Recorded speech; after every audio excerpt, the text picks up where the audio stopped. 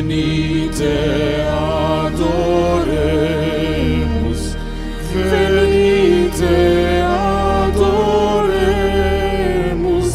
venite adoremus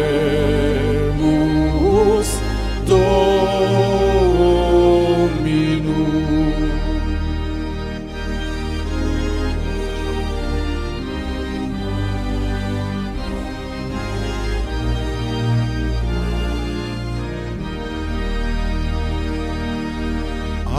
Adeste fideles,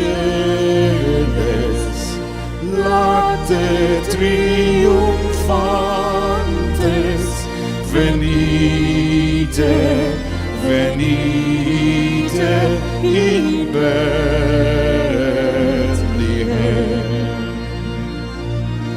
Natum videte, Regem Angelorum, venite adoremus, venite adoremus,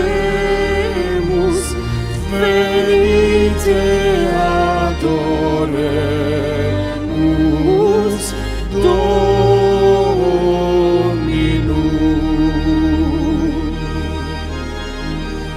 Oh, come, all ye faithful, come and see the Lord, the newborn King, who came to save the world.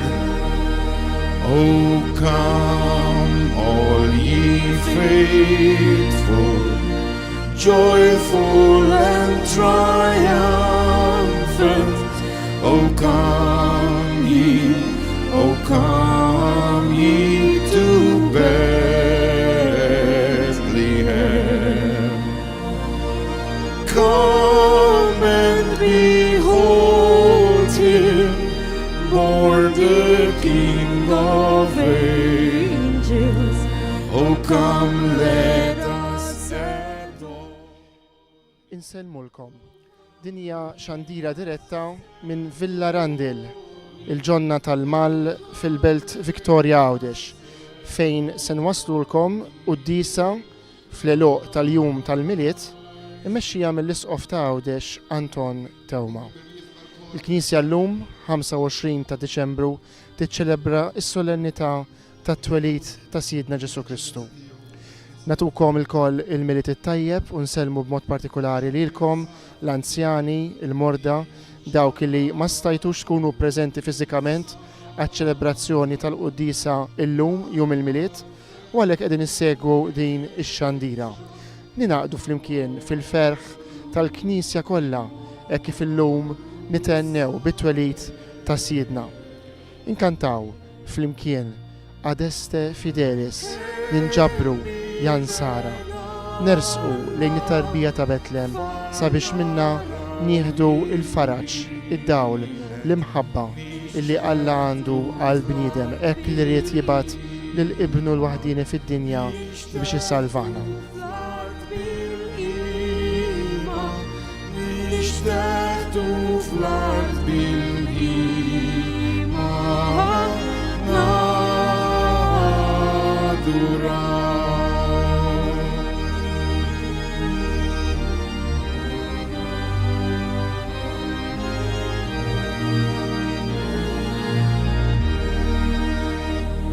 Lilla min Allah, dawl min dawl ta' dejjem, ġibet ix-bejba ta' Nazaret.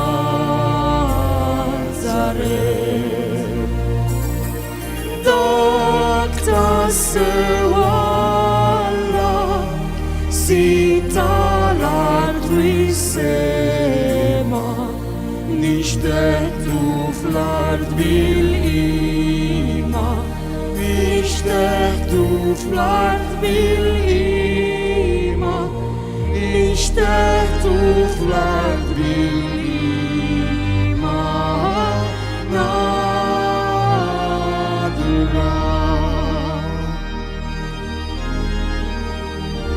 Għax il-missier tant tħib l-dinja li bat il-libnu għalina fil-milja ta' żminijiet. Nselmu wkoll il dawk illi qed jingħaqdu magħna mhux biss permezz tal-mezzi soċjali tad-djoċesi tagħna, imma anke permezz tat-televiżjoni. Id-djoċesi ta' Għawdex f'dawn il-jiem qed tkompli twassilkom ċelebrazzjonijiet liturġiċi mmexxija mill-isqof kemm mill-Katedral tal-Assunta u anki minn postijiet oħra. Għalhekk ninaqdu mar-raj spiritwali tad-djoċesi ta' Għawdex hekk kif nagħlqu dan il-jum sabiħ tal-miliet biċ-ċelebrazzjoni tal-Ewkaristija. Il-Mulej Ġesu illi fil-maxtura ta' Betlem sar ikel għal bnedmin f'kull qudiesa anki l-lejla mill-ġdid isir ikel għal ruħ tagħna biex iwettaqna fil-fidi u tassew bħala komunità bħala Knisja nistgħu nkomplu nibnew fl-imħabba illi ħarġet mill-grotta ta' Betlem.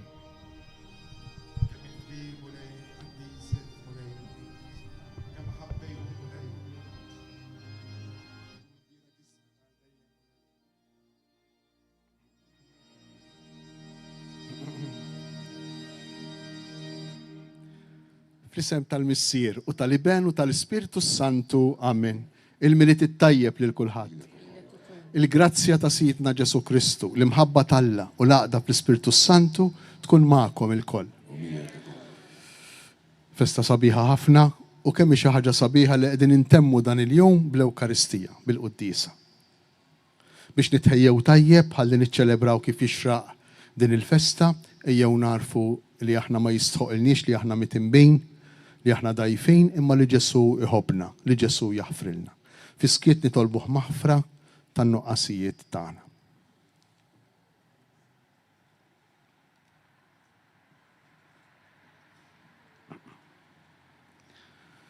Mulej ħnina, Kristu ħnina, mulej ħnina.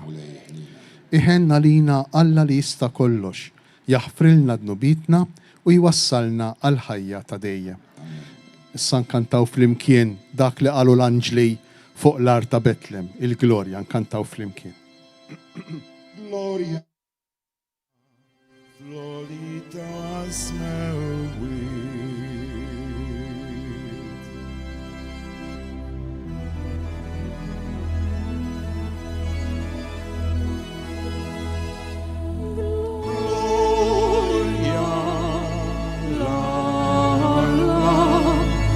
Floritas mewit u paċi fl-art lil-bnedmin tarida tajba infaħru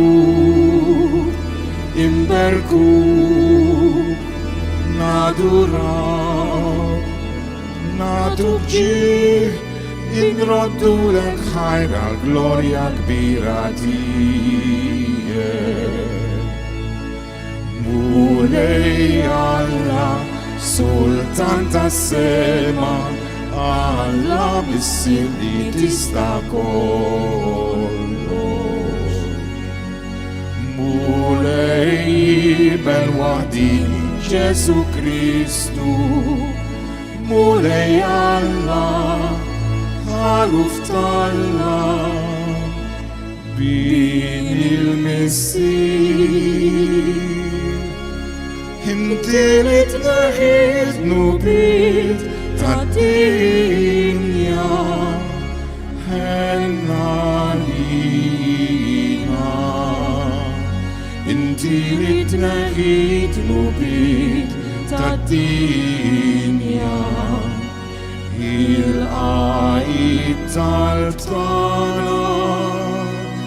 Inti li qiegħed fuq il-lemin tal-Missier ħenna lina. Għaliex int waħdek qaddis, int waħdek mulej, int waħdek floli Ġesu Kristu, ma l-Ispiritu Santu fil-glorja tal-Missier. Gloria in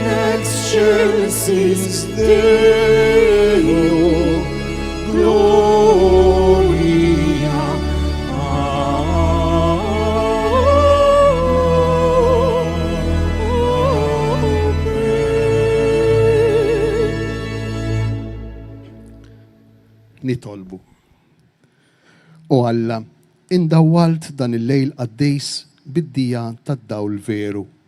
Għamel li kif fid-dinja għanna il-misteru tad-dawl ta' ibnek, ekk ukoll fis-sema ninaqdu miegħek bil-ferħ tiegħu bibnek Ġesu Kristu Sidna li hu Alla u miegħek jgħix u jsaltan flimkien mal-Ispirtu Santu għal dejjem ta' dejjem. Amen. Il-Knisja f'din il-festa tal-Miliet għandha 4 qudies differenti biex tiċċelebra l-liturġija ta' din is-solennità. Qegħdin niċċelebraw il-quddiesa tal-ġurnata. Il-poplu li kien miexi fid-dlam ra dawl kbir. In-nies li joqogħdu fl-art id-dlam dawl idda fuqhom. Int kattart il-ġens, kabbart il-għena. Huma ferħu quddiemek bħalma jifirħu fi żmien is-sad, bħalma jifirħu żiem il-priża, għaliex il-madmat li kien itaqlu u l-ħatar ta' fuq spallejh u l-bastun tal-argużin int kissirtom bħal fjum Midjan. Għax kull or li ħabbat fit-taqtija, kull mantel mammar fid-dem jispiċċa bħal ħruq biex jieklu n-nar. Għax tweldilna tifel, inatalna ibel. Is-seta tkun fuq spallejh u jsemmuh, konsiltier tal-aġeb, Alla setan, missier għal dejjem, prinċep ta' slim. Kbira tkun setetu u slim blaqjis, fuq it-tron ta' David is-saltna tiegħu, u jwettaqa u jsaħħaħa bil-ħaq u s-sewwa, min issa u għal dejjem, il-ħeġġa tal-mulej fl-eżerċi tagħmel dan, il-kelma tal-mulej. Ir-roddu ħajr lill-Alla. Illum tweldinna Salvatur li ju Kristu l-mulej. Illum tweldinna Salvatur li hu Kristu il-mulej. Għannu l-mulej għanja ġdida, għannu l-mulej fl-art kollha, għannu l-mulej birku ismu. Illum tweldinna Salvatur li hu Kristu il-mulej. Ħabru minn jum għall-ieħor is-salvazzjoni tiegħu, xandru fost il-ġnus is-sebħ tiegħu, fost il-popli kollha l-eġibbijiet tiegħu. Illum tweldinna Salvatur li hu Kristu il-mulej.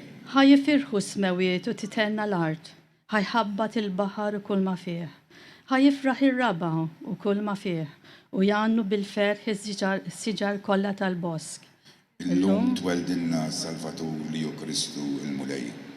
Quddiem il-mulej għax ġej biex jagħmel ħaq mill-art u jagħmel ħaq mid-dinja fil-ġustizzja u l-popli bis-sewwa tiegħu. Illum tweldinna Salvatur li hu Kristu il-mulej.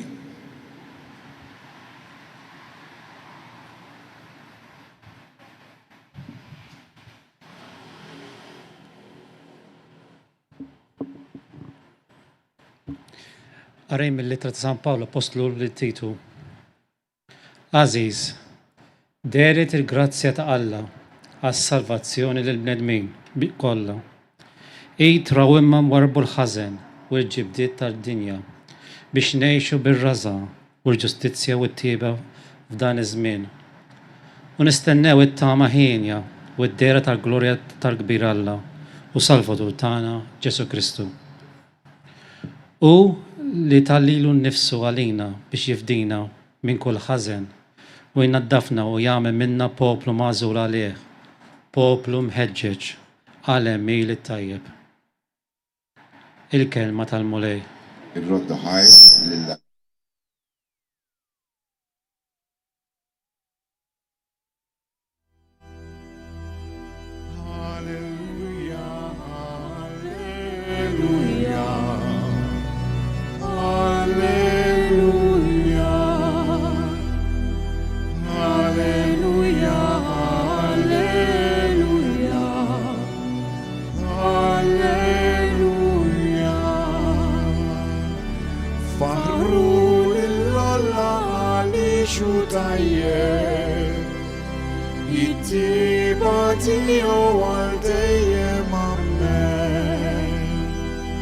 Izrael jgħid li jimħabtu għal dejjem.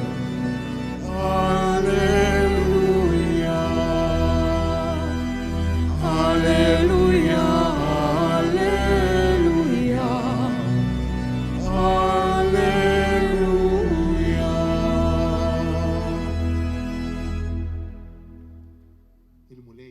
u miegħek ukoll. Qari mill-Evanġelju skont San Luqa. Glorja lilek, Mulej.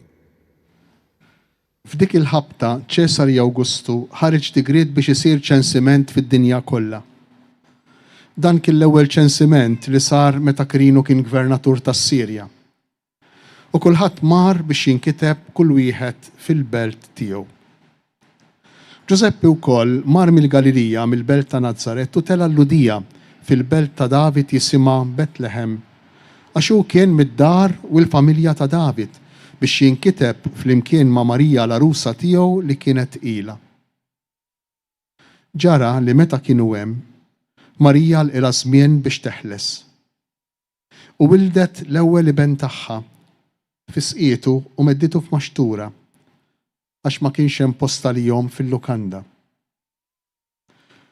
F'dawk l-inħawi kien hemm xirajja fir-raba qassa mal-merħla tagħhom bil-lejl. U darilhom anġlu tal-mulej, il-glorja tal-mulej jiddit madwarhom u qabadhom biża' kbir. Iżda l-anġlu qalilhom tibżgħux għax araw qiegħed inħabbrilkom ferħ kbir, ferħ li se jkun għall-poplu kollu. Illum fil-belt ta' David tweldilkom Salvatur li hu l-Messija, il-Mulej. U bħala sinjali kolkom dan issibu tarbija infisqija u mimduda f'maxtura. F'daqqa waħda naqdu mal-anġlu għad kbir taqtajja tas-sema, ifaħru lill-Alla u jgħidu glorja lill-Alla fl-ola tas-smewiet u slim fl-art lill-bnedmin li joġbu lilu. Il-kelma tal-Mulej. Smajna il-liturġija tal-kelma li l-Knisja xandret fil-qudisa ta' nofs il-lejl, f'dan il-lejl qaddis tal-miliet. Il-ġurnata li għadna nejxu, li għadin intemmu l-lejla. Kemm għamilna affarijiet dal-ġranet, xtrajna rigali, għamilna ikliet, għadha tidu tibdew timxu, nibdew nimxu.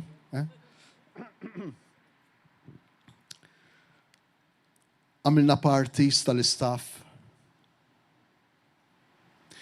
L-iktar ħaġa essenzjali tal-miliet x'inhi l-Ewkaristija, dan li qed nagħmlu aħna l-lejla. Forsi mhix l-iktar ħaġa interessanti, forsi mhix l-iktar ħaġa li tolqotna, u x'hekk, iktar tgħaddi sija tpaċpaċ u tixrob mal-ħbieb milli 3 kwarti jew sija qudiesa, mhux l-iktar ħaġa interessanti. Imma mhux kull ma hu l-iktar interessanti fil-ħajja u l-iktar importanti. Għaliex il-qudiesa, l-Ewkaristija, l-iktar ħaġa sabiħa li nistgħu nagħmlu fil-miliet. Għax il-miliet u l-Ewkaristija. Ħaniprofa ngħidilkom fi ftit kliem kif. Il-ġrajja li għadna kif rajna hija l-ġrajja tal-qudiesa, tal-Ewkaristija. Dak li qed nagħmlu aħna issa. Mela l-ewwel qabel kollox, Ġesu fejn twieled? Ejdu li intom fejn twieled. Fejn twieled Ġesu? Betlem, għalli xi ħadd, Betlem, bravu, jew brava, ma nafx x'tifel jew tifla. Bravo, tifel, bravo. Thank you. U tafu xi tfisser il-kelma Betlem? Xi tfisser il-kelma Betlem? Id-dar tal-ikel, jew id-dar tal-ħobs. Betlehem, jekk ngħiduha bl-Arbi tfisser id-dar tal-ħobs. Jekk bil-ludi id-dar tal-ikel, id-dar tal-laħam, id-dar tal-ikel. Betlehem. U f'Betlem fejn twieled Ġesu? Fejn twieled? Ġewwa maxtura. Ġewwa maxtura. U fil-maxtura x'ikun hemm? L-ikel tal-annimali. Llum m'għadniex naraw maxtura mhux hekk. Irid jiġi l-milied biex tara maxtura llum. Imma fil-maxtura ikun hemm l-ikel tal-annimali. U allura sal-Luqa li qiegħed jirrakkonta din il-ġrajja mill-bidu qed trid jgħidilna li Ġesu huwa ikel of fruit. Ikel of fruit.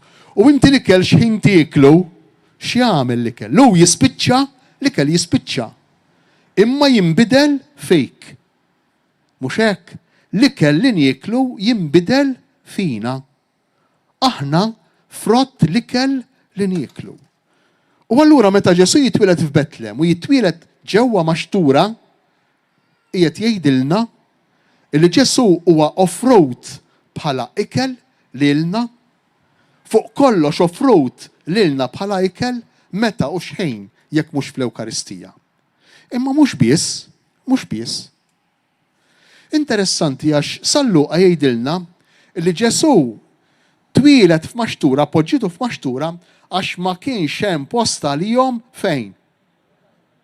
Fil-lukanda. Insomma, translation tagħna naqra bażwija, mhix sabiħa wisq. Lukanda. Il-translation suppost iktar preċiża, il-post fejn wieħed jistrieħ. Il-post fejn wieħed jistrieħ jiġifieri mhux bil-fors il-post li jilqa' ħafna nies, imma l-post fejn jgħixu n-nies. Il-kelma Griega hi kataluma. Ngħid il-kelma Griega għaliex? Għax il-Vanġelu miktub bil-Griek u aħna għandna traduzzjonijiet tal-Vanġelu. Interessanti ħafna, x'kieku jkollna nqalbu l-Vanġelu kollu ta' Salluqa, din il-kelma kataluma, il-kelma lukanda, insibuha darb'oħra biss fil-Vanġelu kollu. Tafu meta nsibuha? Tafu fejn insibuha? Ara kemm sabiħa. Meta Ġesu l-tnejn mid-dixxipli tiegħu qalilhom morru fil-kataluma, fil-lukanda. Translation qiegħda fil-kamra ta' fuq. U hemmhekk tiltaqgħu ma' raġel li se jurikom fejn jiena għandi nagħmel l-ikla qabel ma nbati. U fl-ikla qabel ma jbati, fl-aħħar ikla Ġesu x'għamel? Ejdu li x'għamel Ġesu. Fl-aħħar ikla x'għamel Ġesu? Waqqaf l-Ewkaristija, dak li qed nagħmlu llejla. Mela il-kataluma li fija ma kienx hemm post fejn joqgħod Ġesu u jispiċċa biex jitwieled far tal-annimali, hija msemmija darb'oħra biss fil-Vanġelu meta Ġesu irid ifittex post fejn jagħmel, fejn iwaqqaf l-Ewkaristija, fejn jgħidilhom lid-dixxipli tiegħu ħudu kulu danu ġismi, ħudu wixorbu danu demmi. Imma mhux biss, hemm iżjed, mhux biss. Il-Vanġelu ta' Salluqa li għadna kif smajna jgħidilna li Marija meta welditu lil Ġesu x'għamlet? Geżwritu fil-faxex, infaxxatu. U għal darb'oħra nsibu kelma simili, anzi l-istess kelma, infaxxawh lil Ġesu. Meta nfaxxaw lil Ġesu? Meta reġgħu nfaxxaw lil Ġesu? Meta ġie mitfun, poġġut f'qabar ġdejt. Ftit wara li waqqaf l-Ewkaristija. Propju biex jurina xi tfisser l-Ewkaristija. L-Ewkaristija x'inhi? Huwa l-ikel mitħun, imkisser bis-snien. L-ikel li jmut, li jispiċċa. Ġesu huwa l-ikel li jmut, li jispiċċa biex jagħti l-ħajja lil min jieklu. Biex jagħti l-ħajja lilna, kemm sabiħa. U allura mhux bir-raġun il-miliet tista' tiċċelebraħ biss bil-qudiesa bl-Ewkaristija. U għalhekk ngħidu qrara u tqarbina, għalhekk ngħidu mhux għax it-qarbina ħadd tagħmel xi magic jew il-qrara, le. Imma x'jekk trid tiltaqa' ma' Ġesu, jekk int trid tiekol minn dan il-ħobs offroad minn Ġesu li jsir ikel għalina offroad, int tiċċelebra l-Ewkaristija. Tittieħu sehem f'dak li qegħdin nagħmlu aħna il-lejla hawnhekk, nagħlqu l-ġurnata tal-miliet. Allura nkomplu din il-qudiesa. Inkomplu din il-qudiesa. Għax Ġesu ġej fija, ġej fik. Il-miliet niċċelebrawh kull wieħed u kull waħda minna għalih fil-persuna tiegħu kull darba li nieħdu sehem fl-Ewkaristija. Kull darba li nieħdu sehem fil-qudiesa. U Ġesu jagħmel differenza jew le. U hawnhekk issa mhux se noqgħod, mhux se nispjega iktar għax mhux ħin. Imma Ġesu kieku aħna jkollna nilqgħuh niftħu qalbna tas-sew għalih. Kieku jkollna niftħulu l-bib ta' qalbna ta' veru u ngħidulu isma' idħol, isma' mexxi jent, isma' ara fejn iridu nbidlu, ara fejn iridu nirranġaw. Serħu raskom li nindunaw li naraw differenza kbira f'ħajjitna ta' fux. Kbira ħafna, ħafna, ħafna, ħafna. Jalla, kull wieħed u kull waħda minna namlu wisa għal Ġesu, jalla ma nitilfux ċans li kolna li niċċelebraw il-miliet mhux fil-25 ta' Diċembru biss. Imma kull darba li nieħdu sem fl-Ewkaristija. Illum ħafna nies żgur li attendu għal qudiesa, imma l-qudiesa ta' darba, da bħal meta u xek. Issa jibda żmien nerġa' ngħidilkom sa forsi għax ifissat jien ukoll tal-rid nimxi u nitħarrek u imma billi tmur darba timxi sa s-saħħan. F'darba x'se tagħmel? F'darba ma tagħmel xejn, mhux hekk. U l-istess il-qudiesa l-Ewkaristija billi tmur darba x'se s-saħħan b'darba. X'se ddawwallek minn moħħok u minn qalbek darba xejn. Ejjew nitolbu lil Mulej biex dan ir-rigal kbir li hu qiegħed jipprova jagħtina l-rigal tal-persuna tiegħu permezz tal-Ewkaristija fil-qudiesa aħna ma nwarbuhx, aħna ma nitraskurawx. Il-ħsieb tal-Isqof ta' Għawdex Anton Tewma f'din il-qudiesa ta' filgħaxija ta' nhar il-miliet minn Villa Randil, il-Belt Victoria. Meta niġu biex ngħidu li Ġesu tnissel minn Marja Verġini,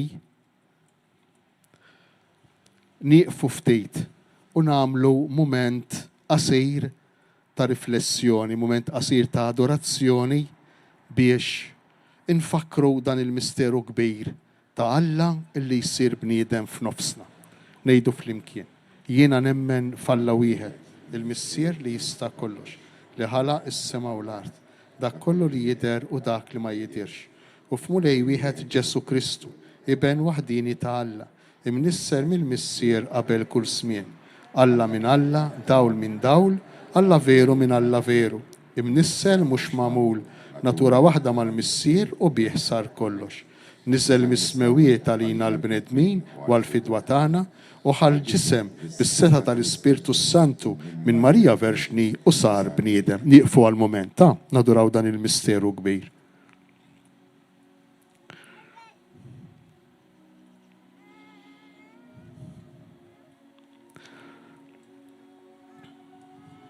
Salbuh għalina, bata taħt Ponzu Pilatu, mietu difnuh.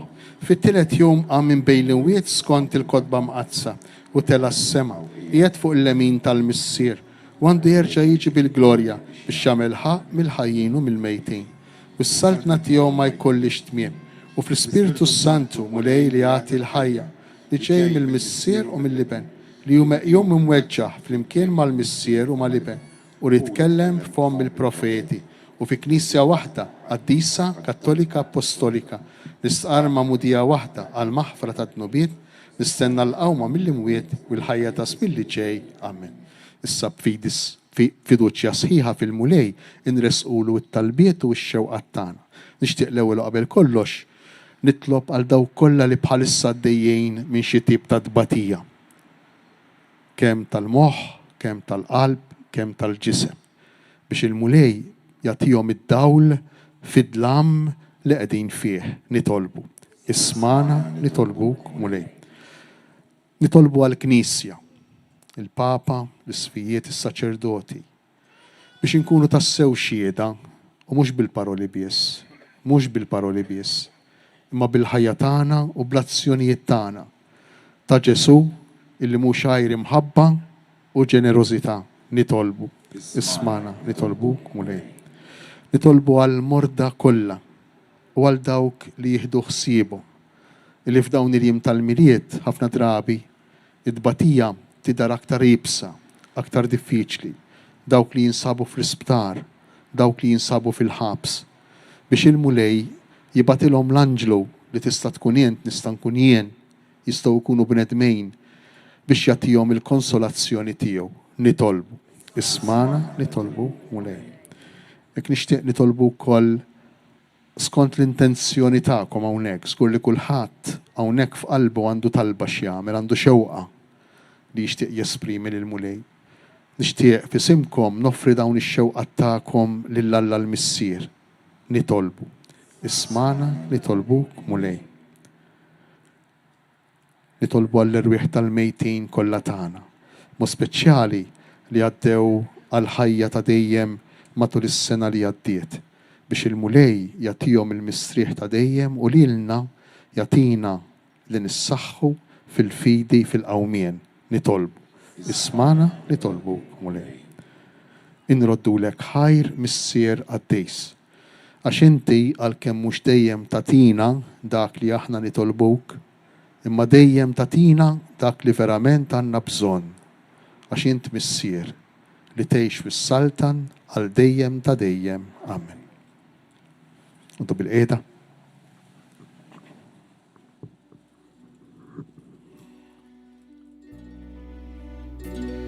What child is this who laid to rest on Mary's lap is sleeping, whom angels greet with anthems sweet, while shepherds watch are keeping. This is Christ the King, whom shepherds guard and angels sing. Haste, haste to bring him praise, the baby son of Mary. Why lie he in such a mean estate, where rocks and deaths are feeding? Good Christians fears for sinners hear, the silent word is pleading.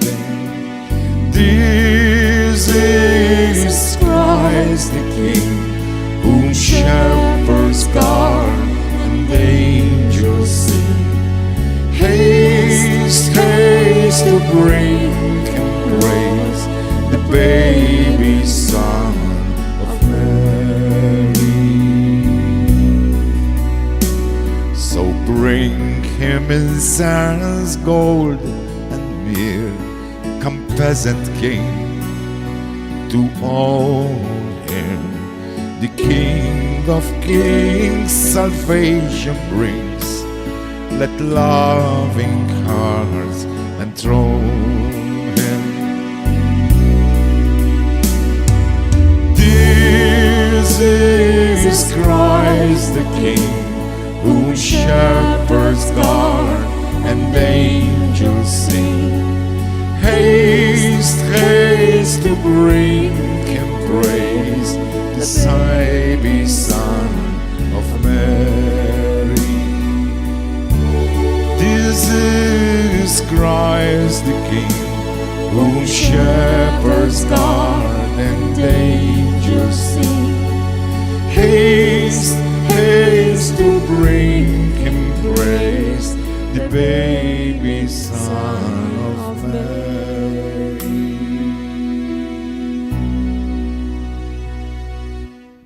Nitolbu ħuti biex is-sagrifiċċju tiegħi u tagħkom ikun joġob l-Alla l-missier li jista' kollox. Għal-mulejna li dejk is-sakrifiċċju, għat-tifħil u l-glorja tal-Ismu, għal-ħtiġijiet tagħna u tal-Knisja mqazza kollha tiegħu.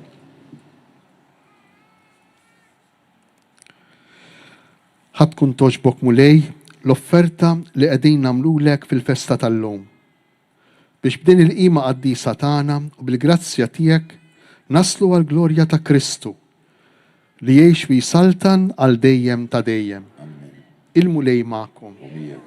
Nerfgħu qlubna l fuq. Nerfgħuhom lejn il-mulej. Niżuħajr lill-mulej Alla tagħna. Iksewwa u xierek.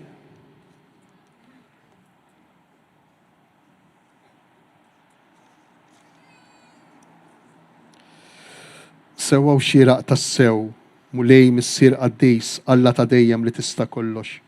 Tajjeb u taġi tas-salvazzjoni tagħna li dejjem u kullimkien inroddulek ħajr.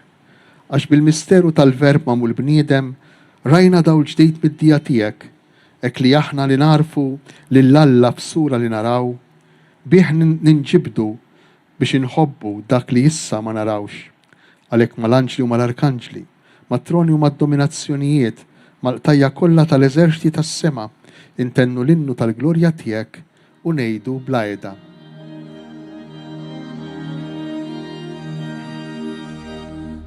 Adis, Adis, Adis.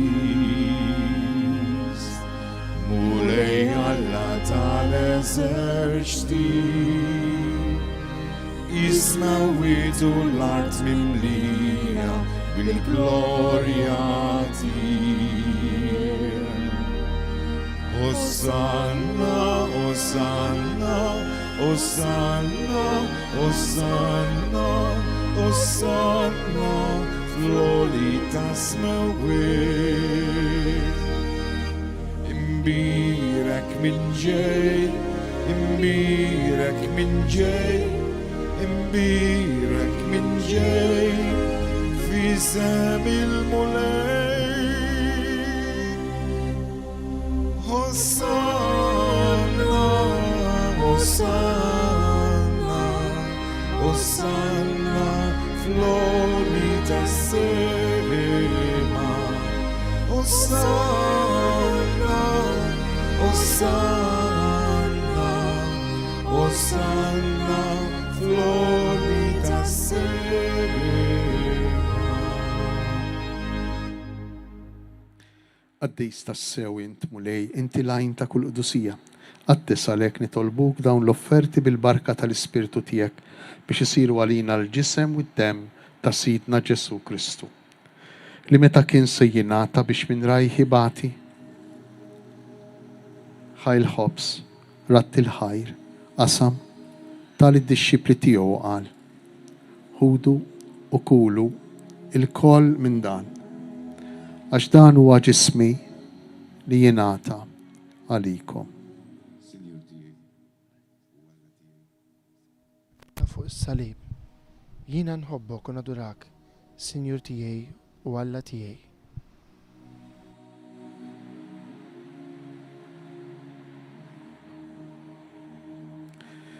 Hekk ukoll wara l-ikla ħal-kalċi, reġa' ratt il-ħajr tal-id-disċipli tiegħu u qal.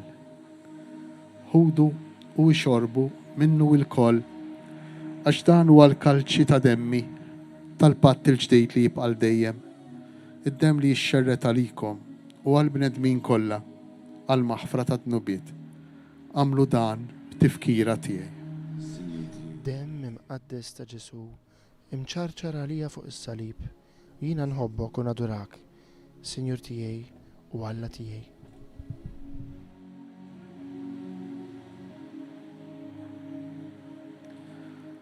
Dan hu il-misteru tal-fidi li niklu dan il-ħobs u nixorbu dan il-kalċi inħabbru l-mewt tiegħek mulej sa ma tiġi.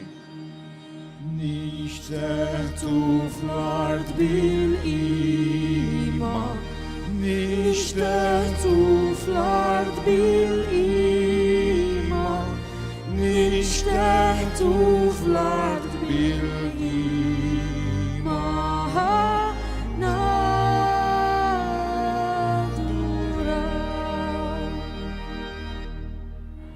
Għalhekk aħna u nagħmlu dan b'tifkira tal-mewt u l-qawmien ta' Sidna Ġesu Kristu, nofrulek mulej il-ħobs tal-ħajja u l-kalċi tas-salvazzjoni. U nroddulek ħajra xogħġbok tilqana hawn quddiemek biex naqduk. U miċ-ċokon tagħna nitolbu li l-Ispirtu Santu jaqgħadna f'ġisem wieħed, lilna li nieħdu semm il-ġisem u d-dem ta' Kristu. Ftakar mulej fil-Knisja tiegħek imxerda mad-dinja kollha. U ittaqa' fl-imħabba fl-imkien mal-Papa Franġisku. Miegħi għaddej tiegħek mingħajr ma jissoqli, il-Kardinal Marju, l-isfijiet Charles u Joe, l-isfijiet u l-ministri tiegħek kollha. Ftakar ukoll fħutna li raqdu bit-tama tal-qawmien, jekk niftakru fil-mejtejn li għalihom nixtiequ nofru din l-Ewkaristija, dan is-sakrifiċċju. Daħħalhom quddiemek fid-dawl tas-sebħ tiegħek. Ħenna lina l-koll nitolbuk, għati lilna wkoll il-wirt tal-ħajja ta' dejjem, flimkien mal-Verġni Mqazza u Malla Marija, ir-raġel tagħha San Ġusep, l-Apostli, il-qaddisin kollha li għexu fil-ħbiberija tiegħek sa mill-bidu tad-dinja. Għamel li magħhom infaħruk u nsebħuk b'Ġesu Kristu ibnek.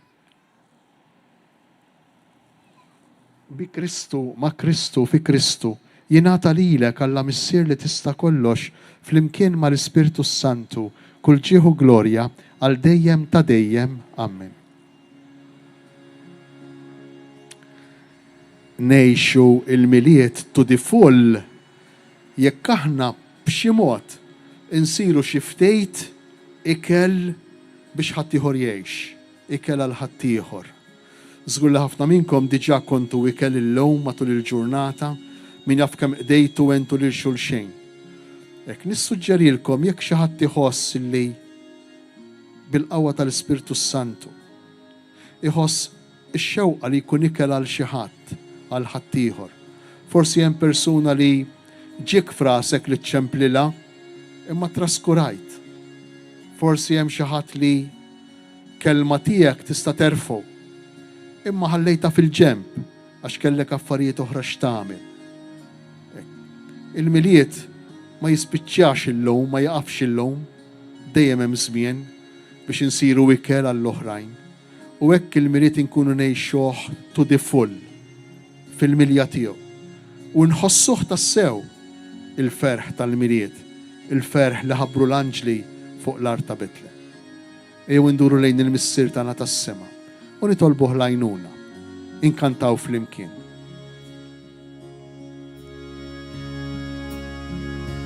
Oh Father, who art in heaven, hallowed be thy name. Thy kingdom come, thy will be done on earth as in heaven.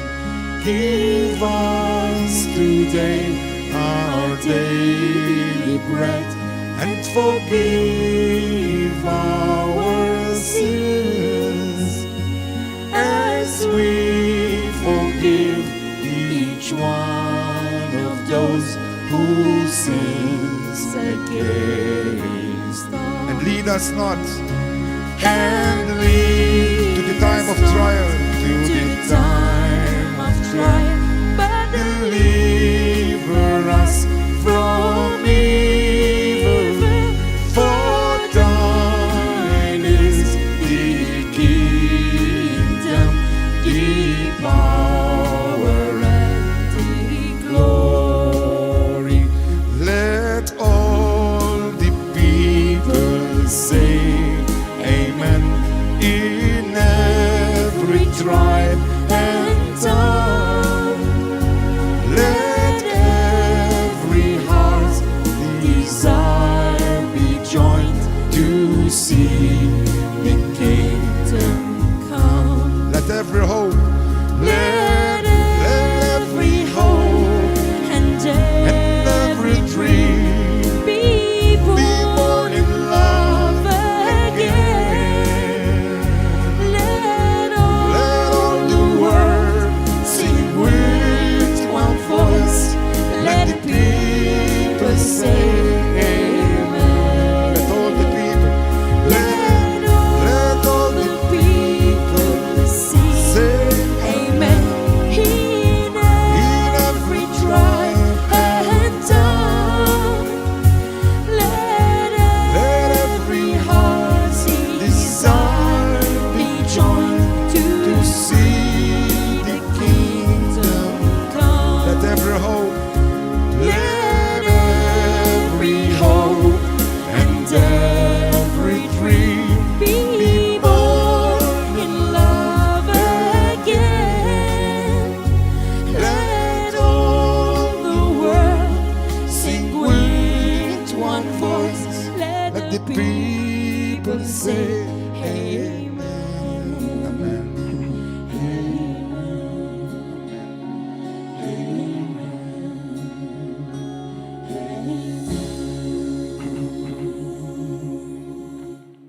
Eħlisna nitolbuk mulej minn kull deni, għatina fit-tieba u l-ħnina tiegħek il-paċi fi żmienna biex inkunu ħilsa dejjem midnub u mħarsa minn kull inkwiet. Aħna u nistennew u nittamaw lejna u l-miġja tas-Salvatur tagħna Ġesu Kristu. mulej Ġesu Kristu li jett l-apostli tiegħek inħallilkom isliem natikom islim tiegħi. Tħarix lejn nubitna, iżda ħares lejn il-fidi tal-Knisja tiegħek. Għatija sliem u laqda li jien trid fija, int li tgħix bis-saltan għal dejjem ta' dejjem. Il-paċi tal-mulej tkun dejjem magħkom. Għatu l-paċi lil xulxin. paċi magħkom.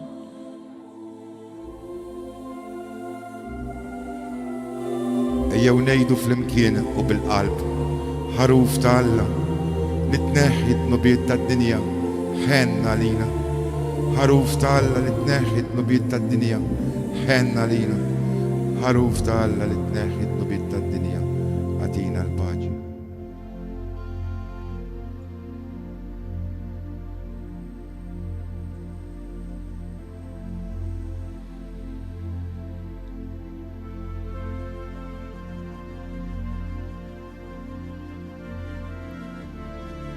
Ma jistħoqlix mulej li tidħol taħt is-saqaf tiegħek.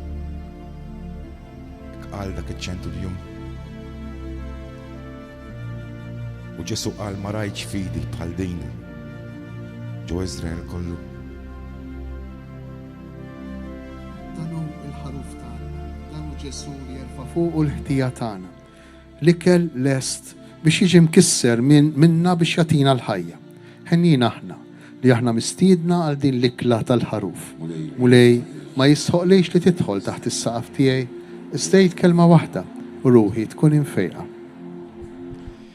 F'dan il-moment li f'din l-Ewkaristija dawk preżenti qegħdin iħejju l-qalb tagħhom sabiex jirċievu sagramentalment lil Ġesu bħala ikel ħobs ħaj. Aħna wkoll ninsabu insegu din iċ-ċelebrazzjoni minn djarna. Nistgħu nagħmlu tqarbina spiritwali.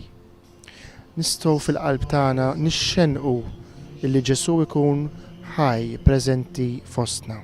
Dak Ġesu illi ġi f'Betlem tant u tant snin ilu bħala tarbija ċkejkna, jażel li jibqa' jiġi għandna kull darba li nisimgħu l-kelma tiegħu nilqgħuha fil-qalb tagħna, kull darba li nersqu biex nirċevuh fl-Ewkaristija.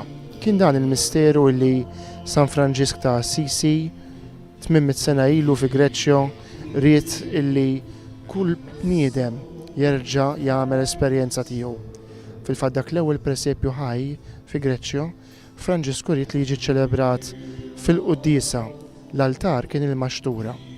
Għalhekk aħna wkoll meta llum nikkontemplaw lil Ġesu tarbija fil-Maxtura, il-kelma presepju mill-Latin tfisser appuntu maxtura l-posta l-ikel, ejjew ma nħarsux biss lejn it-tarbija irrappreżentata fi xbija tat-tafal tal-ġibs tal-kartapesta, imma propju f'dak il-presepju naraw lil Ġesu illi fl-inkarnazzjoni tiegħu ried illi ikun tassew Alla magħna u kull darba fis-sagrament tal-Ewkaristija jerġa' jsir preżenti fostna ħaj.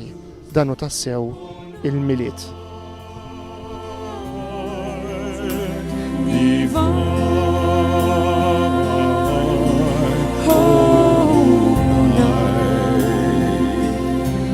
When Christ was born,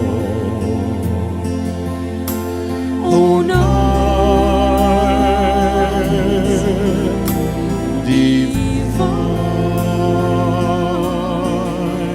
oh night divine.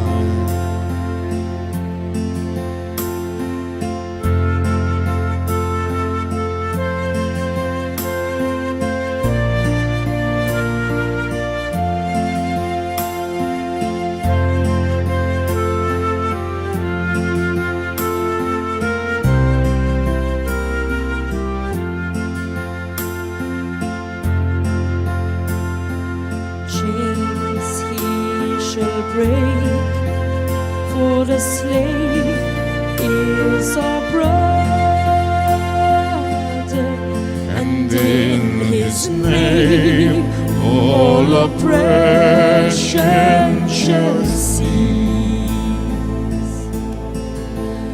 Sweet hymns of joy in grateful chorus raise we, Let all within us praise His holy name. Christ is the Lord.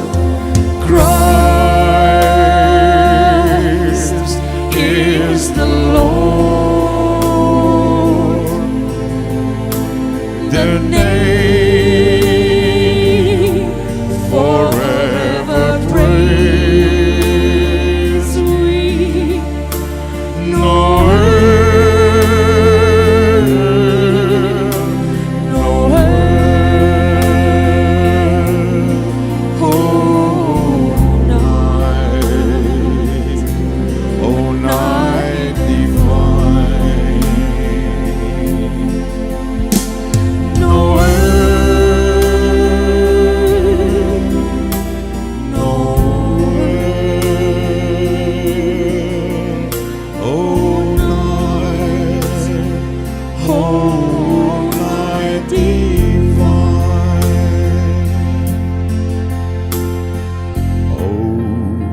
Holy night, the stars are brightly shining. It is the night of our dear Savior's birth. Long lay the world in sin and error pining, till He appeared and the soul felt His word. A thrill of hope, the weary world rejoices, for yonder breaks a new and glorious morn. Fall on your knees. Fall on your knees. Oh, hear the angel voices. No earth, no wine. Oh, night when Christ was born. No earth, no earth. Oh, night divine. No earth, no earth. Oh, night divine.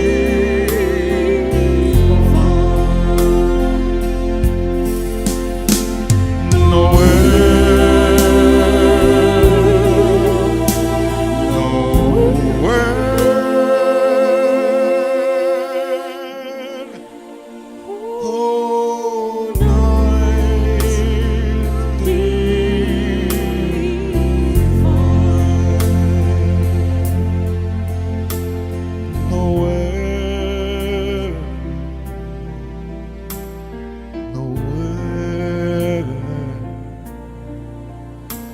Oh, night, oh, night divine.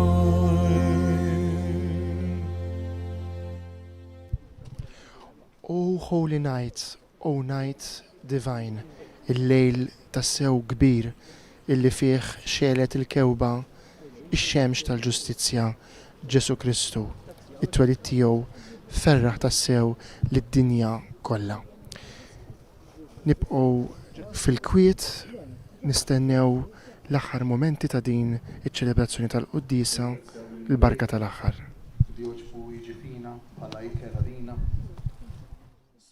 Żgħir min-naħa tiegħu tal-fatt li kollox jiddependi minnu. Jekk nieħdu n-nifs bis-saħħa tiegħu. jekk inżommu fuq saqajna bis-saħħa tiegħu. Jekk aħna għandna familja bis-saħħa tiegħu. Inroddulu ħajra dak kollu li jagħmel magħna. Jekk f'dawn il-mumenti ta' ringrazzjament nixtieq inrod ħajr lilkom li joġobkom talqu l-ġurnata tal-miriet hawnhekk f'din l-Ewkaristija. Nirringrazzja lil dawk li ġew minn dalgħodu jippreparaw biex stajna minna din il-quddisa. Grazzi mill-qalb lil Marju u lil Marija li kull sena jiġu hawnhekk jenuna, ħennuna bil-kliem u bil-mużika sabiħa tal-miriet. Grazzi lil John Paul Jacklin li ħadu ħsieb kemm id-dwal kif ukoll il-sistema tas-sound, il-PA system. Grazzi lil min-prof lilna s-siġġijiet. Grazzi lil Joe Grek li mhux qiegħed magħna li kull sena jieħu ħsieb jieħu l-permessi meħtieġa biex nistgħu nagħmlu din ċelebrazzjoni. Nirringrazzja lill-istaff kollu tal-Villa Randil illi jagħtina dak kollu li għandna bżonn kull darba. Nirringrazzja wkoll lil Sara li s-sena kienet responsabbli u li daħlet xogħol propju minħabba fina. Nixtieq nagħti l-awguri tiegħi tal-miriet lilkom ilkoll, imma b'mod speċjali nixtieq nawgura miriet tajjeb miriet qaddejs lil kull persuna li għaddejja minn dbatija. Il-miriet huwa għalik ukoll. Kull tip ta' dbatija. Anzi, il-miriet hu fuq kollox għalik. Ma ninsewx li l-għażla ta' Ġesu kienet li jkun mal-batut. Sar fraġli u biex kull minnu fraġli ikun jista' joqrob lejh mingħajr mistħija. Kull minnu dajjef iħossu at home ma' Ġesu. Nitolbu.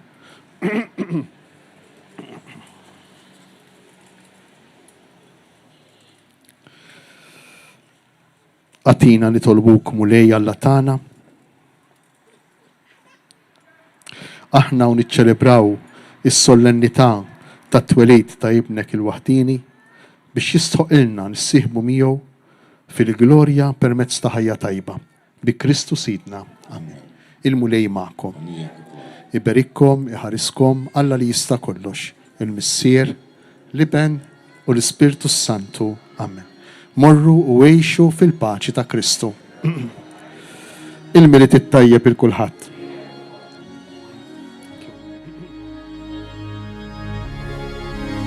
Grazzi mulej, tal ġibni hawn il-lejla. Kemm int kbir mulej, għaddis int mulej. Ibqa' miegħi mulej, ibqa' magħna. U ninaqdu aħna wkoll mal-awgurju ta' l-isqof ta' Għawdex Anton Tewma il-lejla l-lum 25 ta' Deċembru 2023. Ninaqdu wkoll mal-ilħna tal-Anġli Smewwija illi ixandru bil-ferħ it-twelid tal-Messija. Żmien tal-miliet illi fetaħ b'din il-festa is-solennità tal-25 ta' Deċembru u jibqa' dej sal-Magħmudija tal-Mulej. Min qalbna nixtiequ lilkom ilkoll illi segwejtuna sew jekk fuq il-mezzi soċjali sew jekk permezz tar-radju jew it-televiżjoni il-miliet it-tajjeb lilkom lill-familji kollha tagħkom. Nistennukom sabiex tkomplu segwu id-diversi xandiriet illi id-djoċesi ta' Għawdex twassal permezz tal-mezzi soċjali tagħha. Żuru il-paġni tagħna ta' YouTube u ta' Facebook fejn tistgħu terġgħu issegwu wkoll il-lezzju divina ta' kull ġimgħa li titwassal mis-Santwarju ta' Pinu. Grazzi ħafna li kontu magħna. Qabel nagħlqu din ix-xandira fit-tmiema ser nerġgħu nxandrulkom il-messaġġ tal-isqof ta' Għawdex Anton Tewma għal miliet ta' din is-sena. Messaġġ li jdur kollu madwar it-tema sabiħa tal-presepju hekk kif qed niċċelebraw it-tmiem anniversarju mill-ewwel rappreżentazzjoni ħajja tiegħu minn San Franġisk fi Greċja fl-1223. Il-miliet it-tajjeb.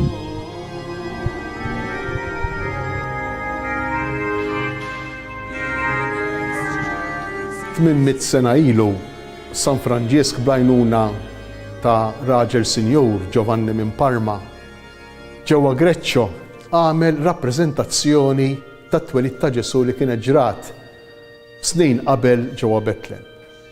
U minn dakinhar il-qudiem xterdet mad-dinja kollha id-drawwa sabiħa tal-presepju.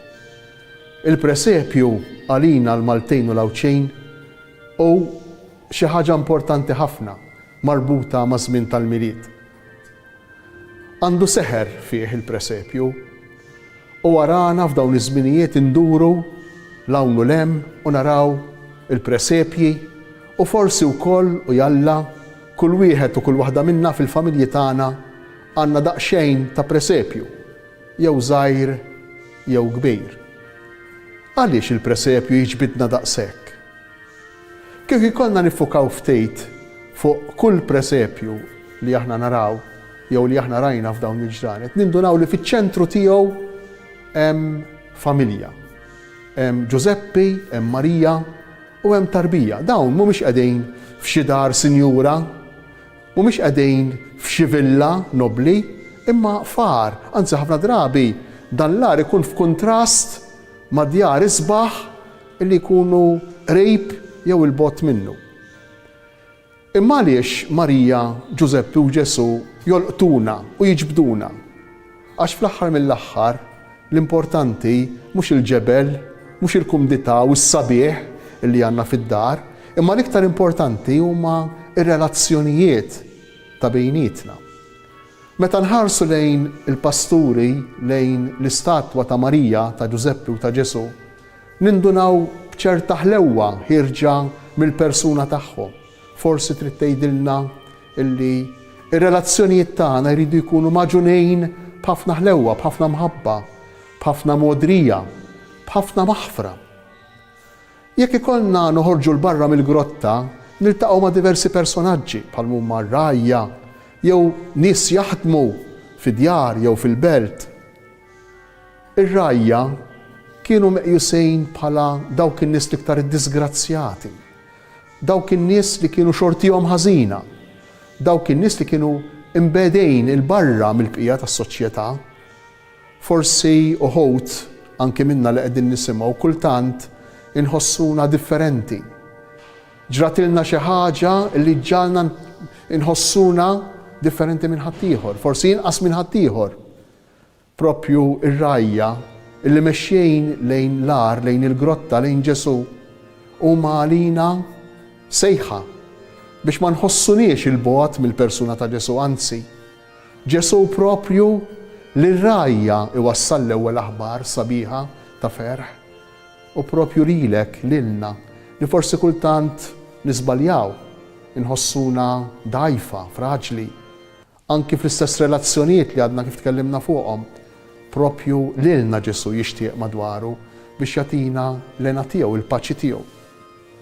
Naraw ukoll nies jaħdmu, nies tax-xogħol. Immaġinaw kieku l-presepju kien magħmul biss minn nies jaħdmu, ma kien ikun presepju xejn. Għaliex, għax il-presepju magħmul minn nies li għalkemm qed jaħdmu imma f'xi ħin jew ieħor huma msejħa biex jersqu lejn Ġesu, jersqu lejn il-grotta. Ġesu hu preżenti anke fid-dinja tax-xogħol tagħna. U importanti għalina li naħdmu, u importanti għalina li meħudin daqshekk mit-taħbejt tal-ġurnata tax-xogħol tagħna, importanti għalina li nsibu ħin fil-ġurnata tagħna biex niltaqgħu ma' Ġesu. Fi ftit talb sempliċi. Kienet din ir-raġuni li minħabba fija din is-sena fid-Djoċesi ta' Għawdex qassamna l-ktejjeb ejjew nitolbu. Kienet din ukoll ir-raġuni li minħabba fija din is-sena fid-Djoċesi tagħna insistejna biex ikun hemm it-talb ta' filgħodu ta' wara nofsinhar ta' filgħaxija fil-knejjes tagħna. Għaliex għax mingħajr Ġesu il-ħajja tagħna qisha presepju magħmula biss minn fabbriki u minn nies li jaħdmu. Immaġinaw kemm tkun xi ħaġa xotta, kemm tkun xi ħaġa li verament nieqsa minn dak li hu l-essenzjal. Il-preżenza ta' Ġesu. Imma wkoll madwar Ġesu inġabru nies ta' kull kulur, bħal huma l-maġi, kull kulur. Nies differenti, ta' kulturi differenti, ta' twemmin differenti. Aħna f'pajjiżna wkoll ngħixu din ir-realtà. Madwar Ġesu jinġabar kulħadd, jinġabru t-tensjonijiet kollha, il-konflitti kollha, bħalissa għaddej konflitti kraħ propju fl-art ta' Ġesu. Ejjew nagħmlu minn dan il-miliet kull wieħed u kull waħda minna mument li fih Ġesu jkun ħaj, jkun preżenti. permezz tal-parteċipazzjoni tagħna fl-Ewkaristija u għaliex le, jekk hu possibbli wkoll permezz ta' qrara, permezz tal-parteċipazzjoni tagħna fis-sagrament tar-rikonċiljazzjoni biex inħossu verament il-ferħ tal-miliet. Il-miliet it-tajjeb lilkom ilkoll, mod speċjali lil dawk li għaddejjin minn tbatija.